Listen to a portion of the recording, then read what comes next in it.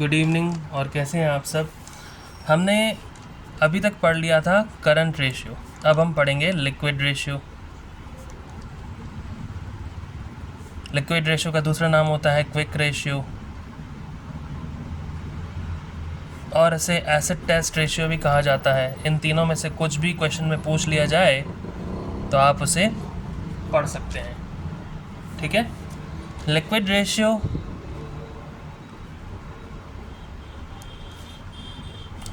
होता है it establishes the relationship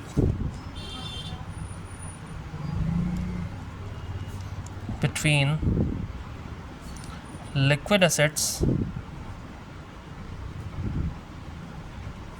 and current liabilities। Liquid assets and current liabilities के बीच में रिलेशनशिप को बताता है। इसका मतलब मैं अगर फॉर्मूला बनाना चाहूँ तो लिक्विड रेशियो का फॉर्मूला हो जाएगा liquid assets upon current liabilities.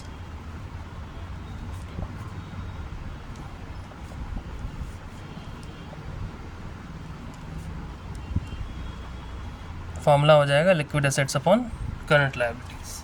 ठीक है। अब लिक्विड असेट्स क्या होते हैं? लिक्विड असेट्स को क्विक असेट्स भी कहते हैं।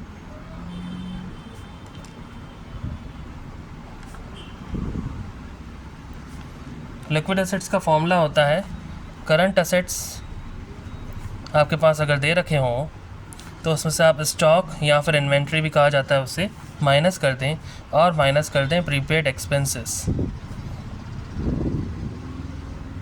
तो ये आ जाता है आपका लिक्विड असेट्स। क्यों? क्योंकि लिक्विड असेट जो होते हैं वो आपकी करंट लायबिलिटी को इमीडिएटली पेमेंट करने के लिए होते हैं। तो उसमें स्टॉक तो इमीडिएटली आप सेल आउट नहीं कर सकते हैं, टाइम लगेगा। प्रीपेड एक्सपेंसेस भी आपने पहले ही पेमेंट कर लिया, तो उसको आप कैसे लेंगे? इसमें वो करंट असेट का ही पार्ट होगा, तो उसे भी हटा दिया जाता है। इसका मतलब जितने भी करंट असेट्स आपने पहले पढ़े, आपको मैंने एक टेबल दी थी, उसमें से अगर आप स्टॉक और प्रीपेड एक्सपेंसेस ना ऐड करें तो आपका लिक्विड असेट्स आ जाएगा। मेरे कहने का मतलब है करंट असेट्स के बारे में आपने पहले पढ़ा था, मैं आपको एक बार दिखा देता हूँ।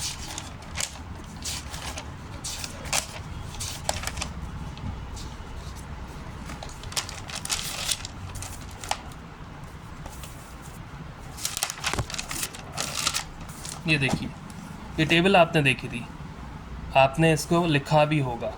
अगर इसमें से स्टॉक और प्रीपेड एक्सपेंस में हटा दूं तो बाकी सारे लिक्विड एसेट्स में आ जाएंगे। ठीक है।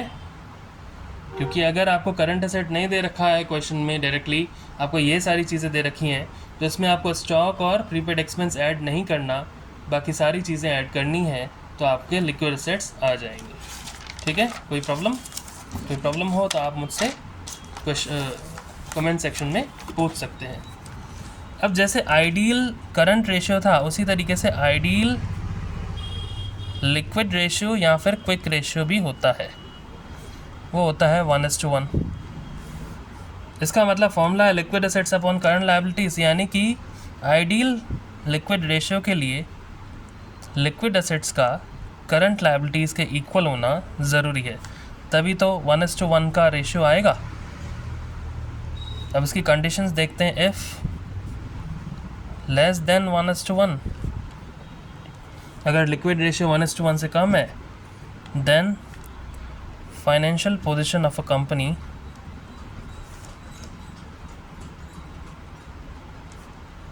ऑफ अ फर्म या फिर एंटरप्राइज, जो भी लिखो, इज़ नॉट गुड, अच्छी नहीं है।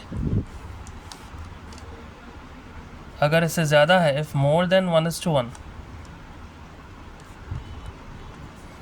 then financial position of a company is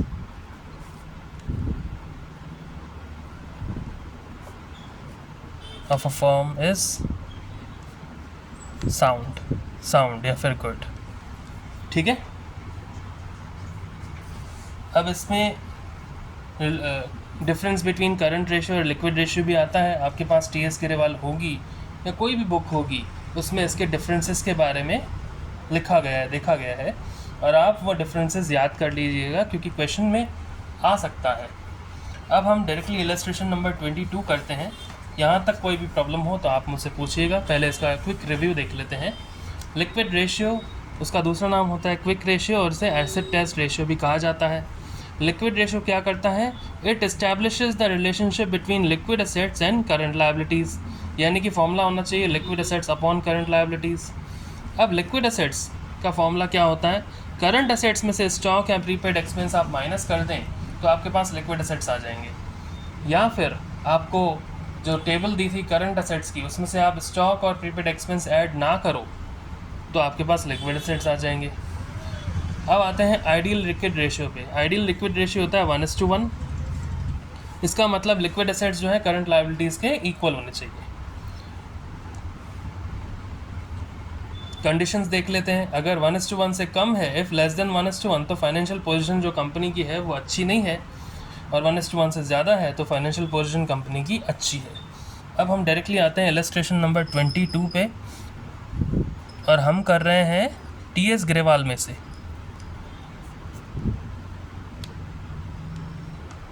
ठीक है, देखिए क्वेश्चन देखिए। आपको निकालना है लिक्विड रेशियो। आपको करंट लायबिलिटीज़ दे रखी हैं 50,000, करंट एसेट्स दे रखे हैं 80,000, इन्वेंट्रीज दे रखी हैं 25,000, प्रीपेड एक्सपेंस दे रखे हैं 5,000 और ट्रेड रिसीवेबल्स दे रखे हैं 30,000। अब यहाँ पे ट्रेड रिसीवेबल्स जो दे रखे हैं ना 30,000, ये कंफ्यूज करने के लिए ही दे रखे हैं, क्योंकि trade receivables already current assets में एडेड हैं, इंक्लूडेड हैं, तो ट्रेड रिसीवेबल्स को नहीं देखना है।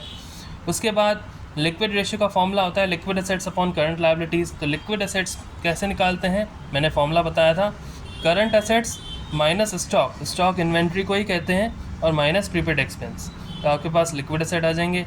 और आपको करंट लायबिलिटीज़ तो डायरेक्टली दे ही रखी हैं, तो हम इसका सल्यूशन करते हैं। सबसे पहले जो आपको निकालना है, जैसे कि लिक्विड रेशियो निकालना है, तो उसे लिखेंगे, फॉर्मूला लिख देंगे इसका, liquid ratio equals to liquid assets upon current liabilities. क्या होता है formula? Liquid assets upon current liabilities. अब यहाँ पे लिक्विड एसेट्स निकालेंगे।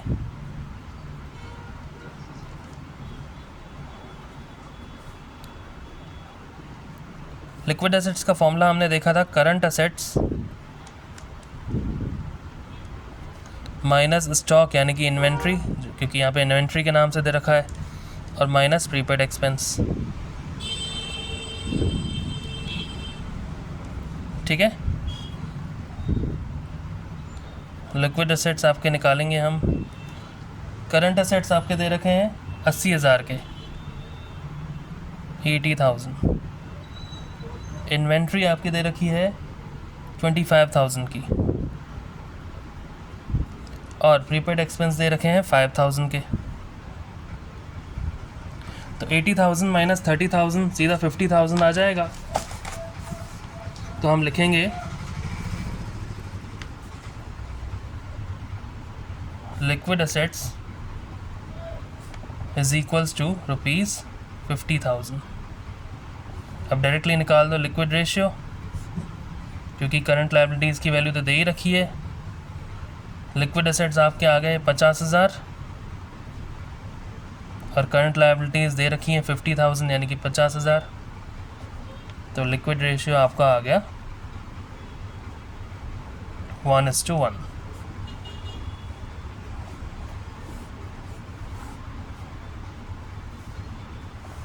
ठीक है, कोई प्रॉब्लम?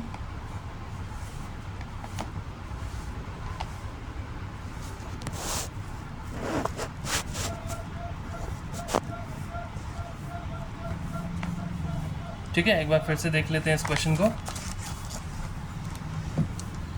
लिक्विड रेशियो निकालना है, फॉर्मूला होता है liquid assets upon current liabilities. करंट लायबिलिटीज़ दे रखी हैं ऑलरेडी 50,000 की, लिक्विड एसेट्स निकालेंगे। लिक्विड एसेट्स का फॉर्मूला होता है current assets minus inventory stock, इसमें इन्वेंट्री के नाम से दे रखा है तो इन्वेंट्री लिखा है, minus prepaid expenses. Liquid assets आ जाएंगे। करंट एसेट्स की वैल्यू दे रखी है क्वेश्चन में 80,000, इन्वेंट्री की दे रखी है 25,000 और प्रीपेड एक्सपेंस की 5,000। तो ये डायरेक्टली हो गया 80 माइनस 30, तो हो जाएगा 50। तो आपके लिक्विड एसेट्स आ गए 50,000 की। ठीक है, अब लिक्विड रेशियो निकालेंगे। लिक्विड एसेट्स 50,000 के, करंट लायबिलिटीज़ दे रखी है 50,000 की, तो लिक्विड रेशियो भी आ गया 1:1। ठीक है, कोई प्रॉब्लम? अब हम आते हैं इलस्ट्रेशन नंबर 21 पे।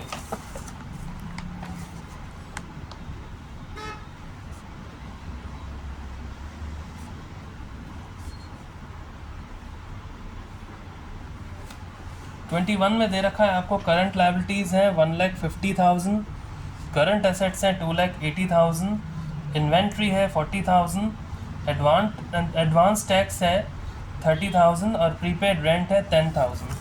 बहुत ही इजी है, सिर्फ घुमाने के लिए कुछ क्वेश्चंस में दे रखा है, दिखा देता हूँ मैं आपको।